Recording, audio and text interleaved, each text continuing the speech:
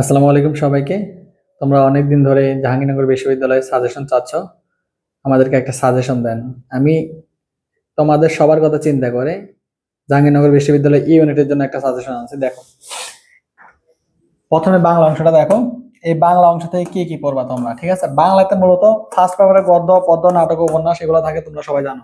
Second পেপারে grammar, বিরোচন এগুলো পড়তে সবাই জানো। এখন আসো, সেকেন্ড পেপারে কি কি পড়বা, বিরোচনে কি কি পড়বা। সেকেন্ড পেপারে গ্রামারের জন্য তোমরা পড়বা সমাস, কারক, সন্ধি, উপসর্গ, বানান, প্রয়োগ, অপপ্রয়োগ, নত্য, সত্যবিধান। এখান থেকে মাসবি প্রশ্ন থাকবে। তারপরে বাক্য, পদ প্রকরণ, বাক্য প্রকরণ, পদ প্রকরণ, এইচএসসি তে আছে টপিক গুলো, এগুলো থেকেও আসবে। শব্দের শ্রেণী বিভাগ এটা থেকেও মাস আসবে, উচ্চারণ থেকেও আসবে, মিলাই নিও। তারপরে ভালো কথা, সেটা হচ্ছে 20 নাম্বার, যেহেতু ফার্স্ট পেপার থেকে এমনিতেও তোমাদের এই ইউনিটে বেশি আসে জাহাঙ্গীরনগরে, ফার্স্ট পেপারটা গুরুত্ব দিয়ে পড়বা। বিশেষ করে অপরিচিতা, তারপরে সিরাজউদ্দৌলা নাটক, তারপরে আছে কি মসজিদের কাহিনী, ওই জিনিসগুলো ভালো মতো ফোকাস করবা, ঠিক আছে? তারপরে কবিতা অংশ, বিভীষণের প্রতি মেঘনাদ, তারপরে সোনার তরী, এই জাতীয় কবিতাগুলোর প্রতি নজর দিবা। তারপর বিরোচন অংশে ভাইয়া সমার্থক শব্দ, বিপরীতার্থক শব্দ, পারিভাষিক শব্দ, এক কথা প্রকাশ, বাগধারা প্রকাশ, এই জিনিসগুলো থেকে প্রশ্ন আসবে, ঠিক আছে ভাইয়া? এই বাগধারা থেকে আসবে, এক কথা প্রকাশ থেকে আসবে, ঠিক আছে? আর এগুলো থেকে আসার সম্ভাবনা আছে। তারপরে আসো, ইংলিশের জন্য কি কি পড়বো ভাইয়া। ইংলিশের জন্য দেখো, ভোকাবুলারি আইটেম একটা, আর আরেকটা আইটেম হচ্ছে ভাই গ্রামার আইটেম। ভোকাবুলারি আইটেমটা দেখো, সিনোনিম, অ্যান্টোনিম এগুলো মাস্ট আসবে। তারপরে আসতে পারে তোমার একটা শূন্যস্থান দিয়ে বলবে যে বাক্যটা পরিপূর্ণ করো। অর্থ জানতে হবে, এই ক্ষেত্রে তোমাকে মিনিং জানতে হবে, ঠিক আছে? দুইটা প্রশ্ন আসবে মাস্ট বি। তারপর প্রিপোজিশন থেকে জোড়ায় জোড়ায় প্রশ্ন হবে এখান থেকে, ঠিক আছে? প্রিপোজিশন থেকে দুইটা আসবে, স্পেলিং থেকে আসবে, অ্যানালজি থেকে আসবে, ফ্রেজ এন্ড ইডিয়ম, না হয় ওয়ান ওয়ার্ড সাবস্টিটিউশন, দুইটা থেকে একটার মধ্যে আসবে, ঠিক আছে?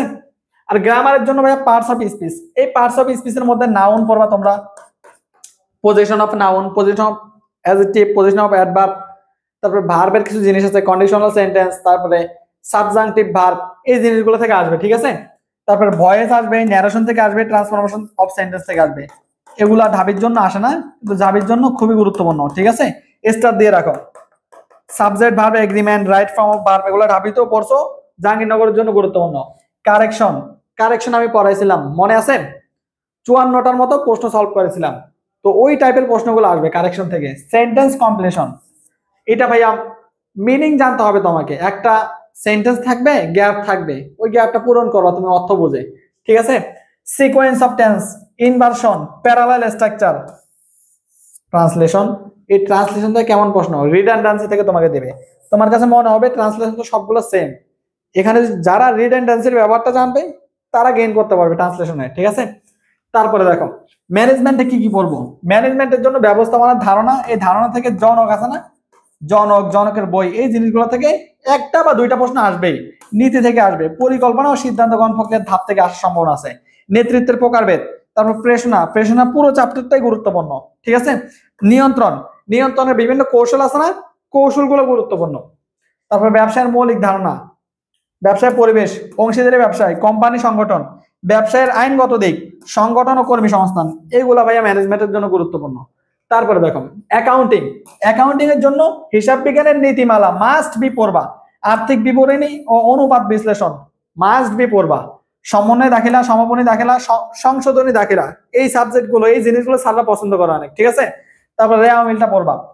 অবচয়, অংশীদারি ব্যবসায়, বিক্রিত পণ্যের ব্যয়, মুনাফার হার, হিসাব বিজ্ঞান পরিস্থিতি, হিসাবের বই, এই জিনিসগুলো পড়বা।